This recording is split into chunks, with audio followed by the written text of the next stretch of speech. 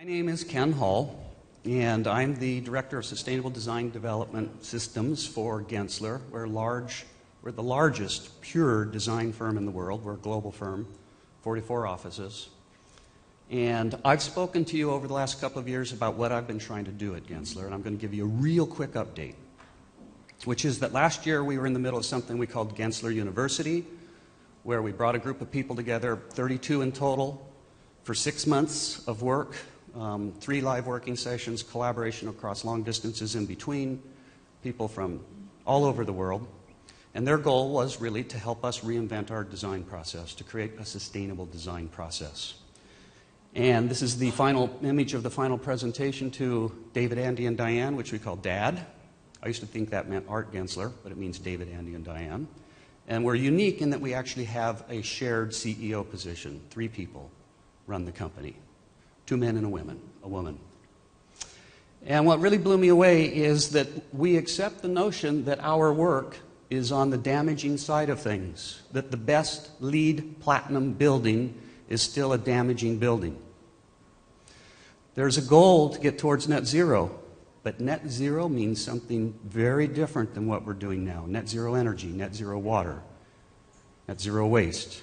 Ultimately, we want to get above that line into the positive side of things, net positive, ultimately regenerative. That's our goal. And one of the ways that we think is going to be important to do this is to leverage what is unique about our company, which is our focus on our clients and our clients' values, to really understand that it's also about understanding our clients' stakeholders much more deeply. Perhaps even more deeply than they do. And those stakeholders are not just their investors. It's their employees, the people that are in the building. It's the community that their buildings are in. It's the community that their employees are in. It's the co-creators that are working with us to create that environment. And ultimately, it's Earth itself. There is not a single one of our clients that doesn't want clean water and clean air and less waste. They all want it with us, and yet there's something that makes it hard for us to accomplish this. We've created a new design process model, which incorporates new things we have not done before, especially focusing on analysis and doing a much better job of measuring what actually happens in the building and verifying what happens in the building after it's occupied. We don't have the slightest idea how most of our buildings work. Once we're done with them, we're on to the next project. But what we're really working on doing is creating a new way of looking at this, because our people are tired of LEED. They're tired of checklists. It's created a great divide within our organization. How many of you know what LEED is? Okay, it's a certification system, green building rating system to rate buildings. People are oftentimes gaming the LEED system, and what it's done is it's taken our eye off the ball. It continues the reductionism that we've experienced all of this time anyway. So we are finding our own language of talking to people simply about ecology and community, energy, water, health, and materials. That resonates with everyone. Everybody wants that. It's not about gaming the system. This year, we've created a set of teams that are looking at each one of these and creating content, methodologies, philosophy, resources, and we have a set of pilot projects that are up and running that are testing this so that we can improve it. Scale it up next year. And it's a tricky thing because all of this sustainability stuff is all interconnected and it's all interrelated, and it just feels like you're sometimes grasping at straws. It's so elusive in so many ways. It's a challenge to become a learning organization, and that's what this has been about. Now, fundamentally, we have this goal. How many of you have heard of the 2030 challenge?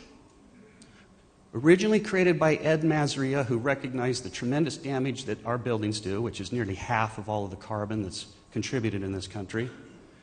The goal being that by 2030, our buildings, all of them, all new buildings and all major renovations would be carbon neutral. The American Institute of Architects signed on to this, and we, Gensler, joined into this commitment with a series of other large firms. And the goal was to say, okay, we take 2003 average buildings as our baseline, and we say that's 100%, and by 2005, we got to get those down 50%. and then a 10% incremental drop after that. So from 2010 through 2014, we're at 60% reduction, 30% reduction, 20% reduction, 10% reduction, ultimately down to zero or carbon neutral. Now, we can't get our buildings down to where they don't have any energy flowing through them. Our goal is to get 80% of the energy rate in a building, energy use intensity, down by 2030, and to make up that difference with green technologies. And most people won't tell you where they're at right now. That's where we're at in terms of what we measured for 2011. A 34% reduction, full 26% behind our target for the previous 5 years. We're not meeting our target. And it's not because we don't want to. It's because of something else. I think it's because we're locked into a system and a culture which really keeps us from being able to do it. And by the way, there's only so much we as architects can do. The users have to be engaged. The way the building is built is very important. In the end, we've got a tremendous issue with plug loads, and all the PCs and the devices that we're all plugging into buildings is a huge challenge for us. But there's also something else that's going on out there that our people see, that our clients see. There's these myths that are being promoted in society. Like the United States of America is again going to become energy independent. Look at all the fuels that we're getting out of tight formations. This graph is very interesting because if you look at this and you look at how production has gone up, boy, that really sort of seems to tell the story. But you've got to spend a little bit of time looking at this graph before you realize there are two scales on it. And this is incredibly misleading. These three trends should have been put on one scale so you could see the reality of it. Because then you would realize that the amount of production that's gone up has really only gone up from about 5 million barrels per day up to about 7. That's not much of an increase when you realize that we're running along here at 21 million barrels per day. This is bending the map. Another example of bending the map, this big argument about Hubbert's curve. This is the lower continental 48. Hubbert predicted this peaking fully 20 years before it occurred. That peaking did occur. Of course, the actuals are in, but nevertheless the peak occurred, and here we are in our forecasts. And this was printed up. This is something that was sponsored by PP. It was put in The Economist. It was printed up under the notion that this disproves peak oil. Well, in fact, it doesn't disprove peak oil. Even in their own forecast, they're not hitting the peak. And one has to really question their forecast because they are highly motivated, just like Saudi Arabia is highly motivated to report how much oil is still in their fields and over-report it. They don't necessarily want us to know what is really there, any more than any of these corporations that need to keep their stock prices up want to actually report what's really going on. This is bending the map. So I think there's something really fundamental here. This is my opinion. I am not an economist, but I have found as I've gone through this sustainability issue, I keep coming back to, it's the economy, stupid. Quite literally. That perhaps we've been fooling ourselves as we've looked at our own economical system, that maybe we've got a bunch of blind spots up and running about what we believe about our economy. And we're going to speak about some of these this morning. I think there's something really interesting and powerful in this notion of the consensus view. There's tremendous pressure because we're social beings. There's tremendous pressure to agree with the group that you're in. This gets very hard, for example, at NASA, or my own organization. There's a pressure there to buy into the culture and the story that's told about that organization. And if you don't share that culture, you are likely to be shunned and put to the side. And if you want to change that culture, what do you do? This notion of a hegemony of single currency thinking, the fact that we have created a monopoly, that the Federal Reserve are the only people that can print currency, and in the process of doing that create debt that they put upon us. And even the very idea of interest. I mean, this is some things that I sort of blew through this year that totally blew me away. We could have created zero interest loans for all these people that were about to lose their homes instead of giving it all to the banks. That would have been easy to do. And in fact, during the Depression, the strategies that really worked were issuing money to people that was losing value. So every 6 months, you had to go and put 2 more cents down to keep that dollar as still worth $1. You know what that did? That caused people to use their currency, not to hoard it because it was losing value. And there are some communities in Europe that did this and one in the United States that did this. We got to be really careful about what the media is telling us and these stories, these myths that we're believing in. The great capitalist versus communist ideological war. Both capitalism and communism support the idea of a monopoly on who gets to create currencies. And, in fact, our current economic system has built within it a structuralism that denies our ability to become sustainable. Our current economical model is not sustainable. That's my view. I'm sure we got some people in here that are smart about this too and can have contrarian views. That model keeps us from making long-term decisions for the betterment of our built environment, for the design work that we do. So there is this idea that I've been studying, I've been just fascinated with it, which is biophysical economics.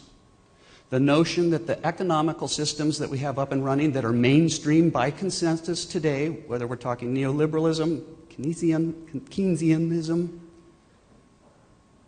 all of them externalize impacts on the environment. None of them took into account energy. Our economic theories were created before we even knew what energy was. It was created before we understood the first and second law of thermodynamics. Biophysical economics proposes to incorporate the first and second law of thermodynamics. It proposes that energy is the fundamental driver of growth.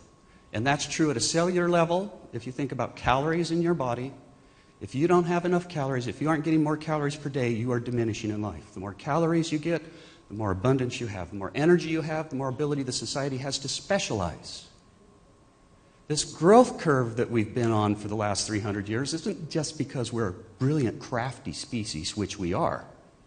It's because we came across the most amazing sources of high-density fuels available, and then we learned how to take advantage of them. So this is the work of Howard Odum, and he clearly understands from a systems point of view, or is able to map a boundary around a system and understand its inputs, environmental production, production, and consumption. But this is really the one that's important, because what we have right now is we have the environment doing work for us, and we put it to economic use through the sales of things. We have this main economy, dollars exchange hands, but there is no payment to the environment for the work that the environment does. That's what we mean by an externality. And until we close that loop, we will not have a sustainable economy.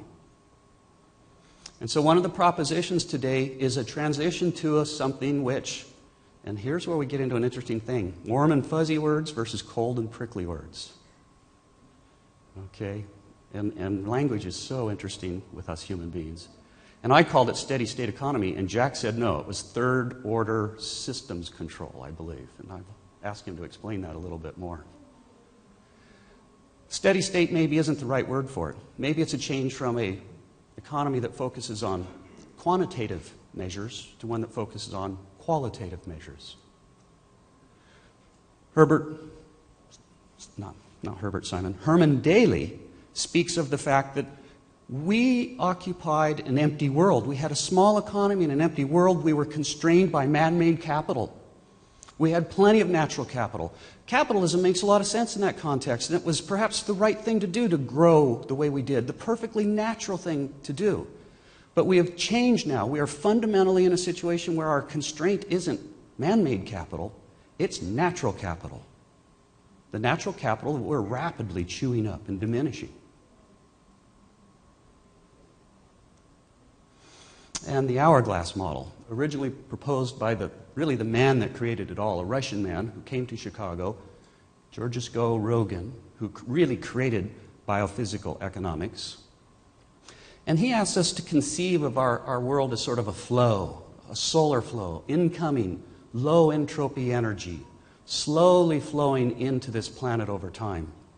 And over long, long periods of time, and two particular times, one about 65 million years ago and another 110 million years ago, a vast terrestrial stock was laid down in the crust of the Earth of low entropy fuel supplies.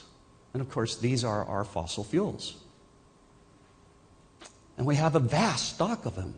At this point right now, we speculate we've gone through about half of it. There's still a lot out there. We're going to keep discovering it. Have no doubt about that. But we are the ones that are in control of how fast we use that up. And once we use it up, it is gone. And the really interesting thing about it is there's a lot of great uses for this low entropy fuel that are much better uses than pushing cars around. We're talking about medical supplies. I mean, the amount of that material that is in our medical industry, our building industry, is difficult to understand. And of course, they understand the physics of it because what we're doing is we're burning all that up, turning it into high entropy material, and releasing it as a pollutant into the atmosphere.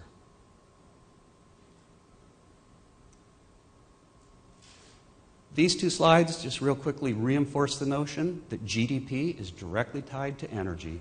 When the use of energy goes up in society, GDP goes up. I propose that as the use of energy comes down, we're going to see GDP going down. And of course, Hubbert's curve, which he predicted based upon physics, has certainly been proven out in fact. And the big debate now is what's happening globally? Well, we don't know for sure. Here you can see the 1970s drop in the United States, and here we are coming up. Here's some of the most recent information. Doesn't look like we've peaked yet, but it looks like perhaps we're on what is called the Rocky Plateau. And this is being debated. Did we peak in 2005? Will we peak in 2020 or 2015? We don't know. But we will peak. And what happens after we peak is the big question. And are we bending our mental maps? The cheese slicer model. Very interesting, going back historically. This is the amount of energy that was flowing back into our economy, giving us all kinds of rooms for, goods, consumer goods and whatnot. You can see the amount of energy that's going back into our economy increasing. And this blue line is the amount of energy that we have to put into finding more energy. And so you can see, as we keep moving through time, the amount of energy increases, and the amount of effort that we have to put into to get that energy is increasing, giving us less and less opportunity to participate in the consumer economy, buy goods, live the good life. And of course, another area where we bended the map and we did huge debate was the whole limits to growth studies. Created in the 1970s, updated in 1990, and again in 2004 with the 30-year update. And in fact, there were two scenarios. The sustainability scenario said that as of 2002, you'd have to take population and industrial output and limit it. You'd need technologies to abate pollution. You would have invested in technologies to conserve resources, technologies to increase land yield, and agricultural land is protected. Well, we're in 2013. We haven't done any of those. But the business as usual scenario, which was scenario 9, says, well, population and production continue to increase, but growth will be halted by increasingly inaccessible non-renewable resources. It's difficult to get that oil out of the Gulf, down 3,000 feet of water in the north, 4,000 feet of soil, or up in the Arctic. I'll let you read these for yourself. The result is potentially overshoot and collapse. And interestingly enough, there are studies being done now going back and looking at those models, and it turns out those models were really some of the best predictions that we've ever seen. They're on track. And in fact, even people that are really smart in the financial world are saying, okay, you want to make money off this? There's a way to do it, because we're running out of this stuff, so you better understand that when you're investing. We can still make some money here, guys. We can keep this party going. And this is the big one that no one talks about. You hear all this stuff about these new discoveries and whatnot. Fracking, for example. Back when old Jed Clampett went out with his shotgun and was looking for a possum, he took a shot at a possum, and up through the ground came this bubbling crude. What was it? Texas oil, black tea. That was an incredible return on investment. One shotgun shot, and comes all of this fuel. And of course, that was the same thing at Spindletop, when the energy return on energy investment was 100 to 1. And if we look at, there it is in 1930, if we look at imported oil in 1970, we're running at about 22 to 1. If we look at imported oil in 2005, we're running at about 18 to 1. You look at these windmills that we're building, we're running at about 11 to 1. Natural gas, 11 to 1. Nuclear, down in here, looks like about 8 to 1. Photovoltaics, they're not sure that we're even getting an energy return on our energy investment. All photovoltaics do is they take a bunch of energy invested now and then allow you to keep generating electricity down the road. Fracking, it's estimated around 5 to 1. The tar sands, 3 or 4 to 1. And Charles Hall, no relation to me, but a biophysical economist, says that in the United States, a fuel has to have about 7 to 1 energy return on energy investment to be financially worth it because of our infrastructure costs. In China, it's about 4 to 1. So keep your eye on the news, and when you're reading about this, keep looking. Is anyone telling you anything about energy return on energy invested? That's the foundation of biophysical economics. And then a white paper I came across, which was just fascinating. Financial System Supply Chain Contagion. We now have this economic system that is up and running with all these banks connected on a high-speed global network. We've got the whole notion of peaking of fossil fuels, and that system is deeply interconnected to our supply chain and all the systems that we have running out there. The risk that we face, according to this gentleman, is that that system could break again, as it almost did in 2007/2008. And within 10 days, we could see irrevocable damage done to industries because of this super highly interconnected global supply chain. So the question there is, what is the risk? And what does that mean to our companies? And here's the big question. We had a model of economics as we came up the energy density curve. We're now in the rocky plateau. What is the right model for the future? Prasad spoke to the 3 pillars. Just recently in the New York Times, a study group of scientists have come out and said we've got to replace the 3-pillar model. It's not about balancing them. We have to understand that it's about an economy within a society, within a culture, within Earth's life support systems. And so they're proposing a new definition of what it means to do sustainable development. And I think that there is something really important in this idea of alternative currencies. I had no idea there are over 200 alternative currencies running in the United States right now. Alternative currencies take money and keeps it local. It gives us an opportunity to share something other than this abstraction, which is based upon debt that's been mouse-clicked into existence.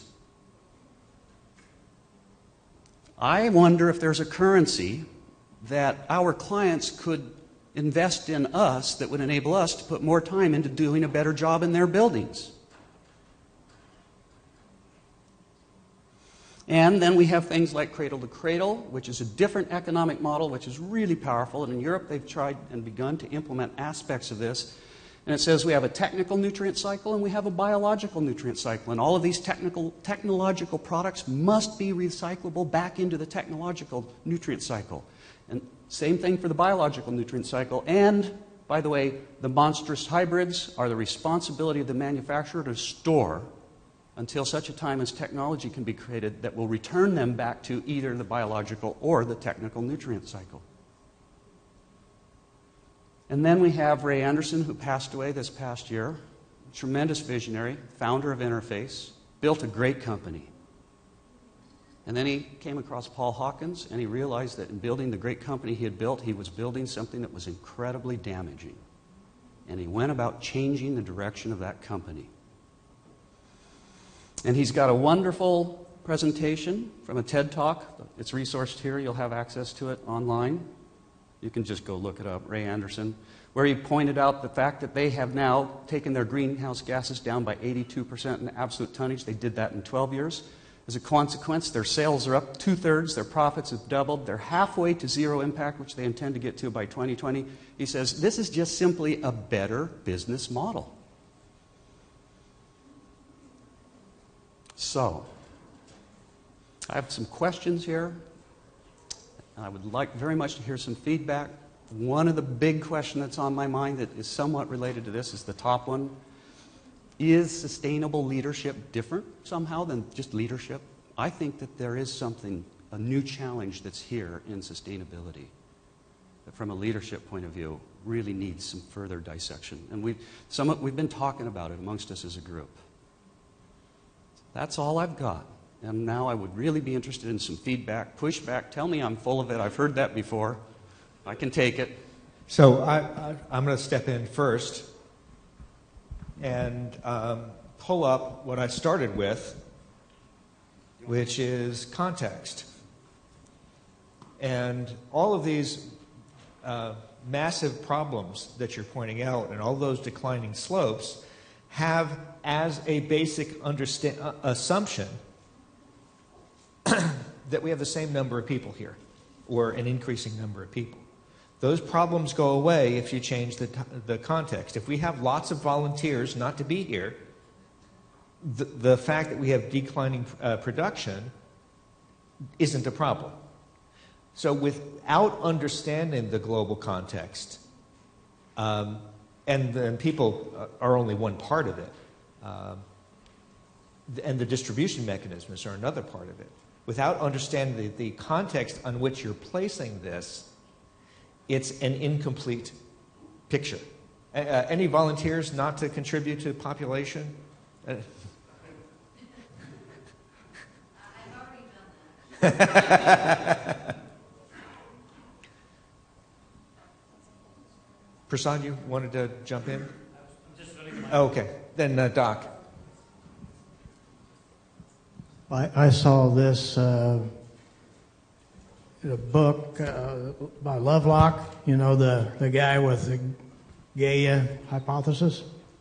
So somewhere towards the end of his last book, he proposes it's simple. By the end of this century, all we have to do is get the human population down in the vicinity of 1 billion or so. Left out any detail about how that might be done.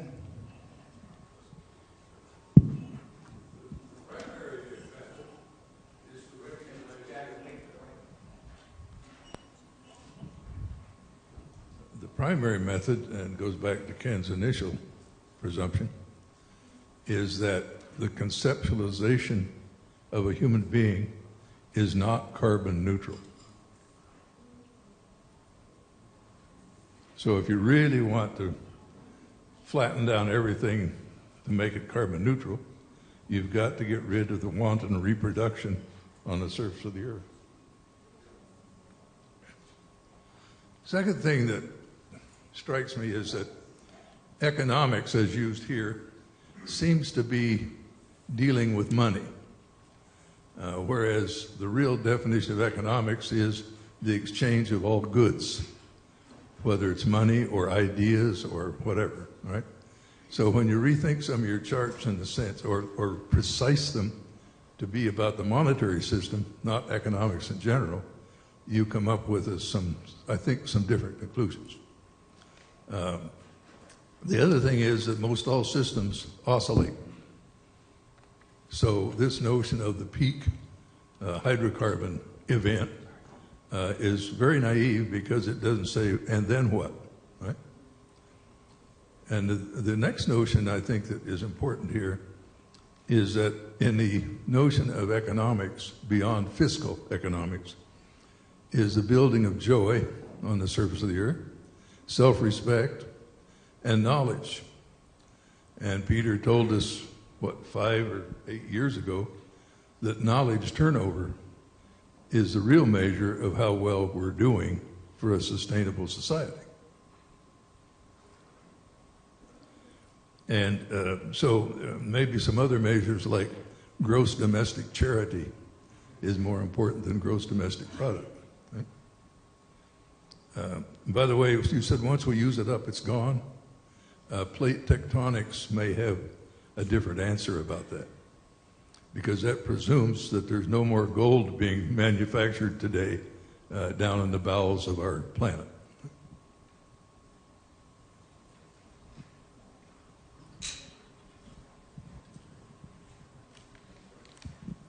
I mean, I think that's some really good points. I'd like to follow up on measures like gross national happiness or other measures. I mean, we're all so focused on growth and gross domestic product. And I mean, if you pay some people $1 billion to dig a ditch in the ground and another $1 billion to fill it back up, then GDP goes up by $2 billion, but you have no benefit to society, right? And here in the U.S., we have such a big infrastructure, and we have to buy a car. And when I lived in Europe, I didn't have a car. I walked to my supermarket. I had 6 weeks holiday, and my per me GDP was probably lower, but my quality of life seemed higher. And whenever we try to make goals or anything, always we create metrics, right? And we try to meet those metrics, and we're so focused on GDP, but is there some other good metric? I mean, how do we measure success in terms of happiness instead of just dollars? Maybe to just tag on to that a little bit too, a ray of hope in your model, Ken, would be most of us grew up in an age where happiness was measured by tons of stuff. So 5,000 square foot house, lots of cars in the drive. I put in 70 yards of concrete to support maybe 30,000 of hobby shop tools, and that was happiness.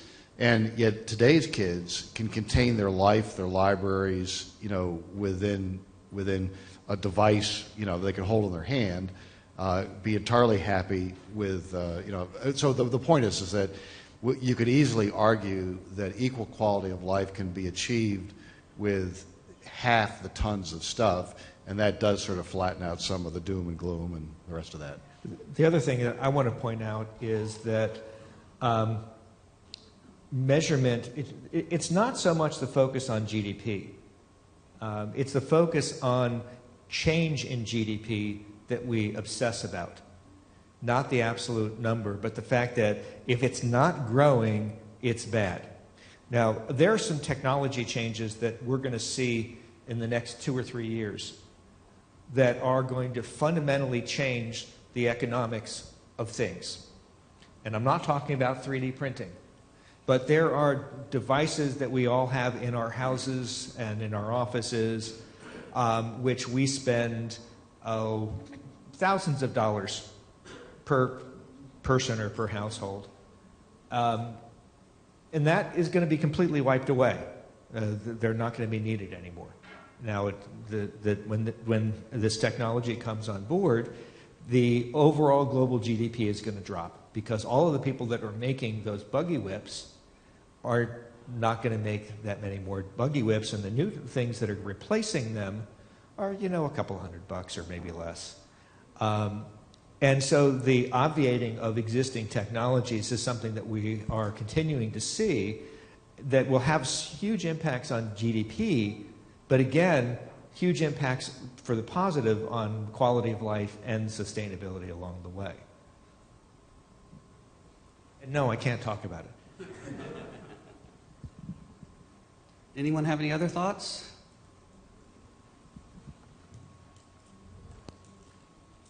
So sometimes I think we need to think a little bit more about outside of the box. So your company makes buildings and you want to get them energy neutral, but that box is the building. So rather than, you can put your solar cell on that building, but maybe putting it on the supermarket down the street is maybe a much more clever thing to do. Similarly, you said, okay, computing, it's very expensive. Those computers take a lot of energy. Well, maybe that should be in the cloud, and you move that outside of the building. So maybe that's a way too constrained way of thinking of getting to carbon neutral buildings. Maybe it's not necessary at all. No, those are very good comments, and they're very true. One of the big challenges for us is to quit thinking about the building as a box, and this is evolving in terms of eco districts and beginning to think about the building as part of a community system operating at the right scale. Challenge we face is sort of legal constraints, the way things are financed, which is the system that we're in, that we've got to somehow change that system, and the knowledge gaps that we have ourselves within our organization to deliver those kind of capabilities. And I completely agree with you with respect to the notion of different measurements. Gross quality of happiness is a great one. I love Jack's notion there. And Odom speaks exactly to that. It's all pulsing. Everything that happens is pulsing. We're pulsing. Heart's pulsing. Our lives are a pulse. It's just a question of the time scale of what the pulse is taking place on.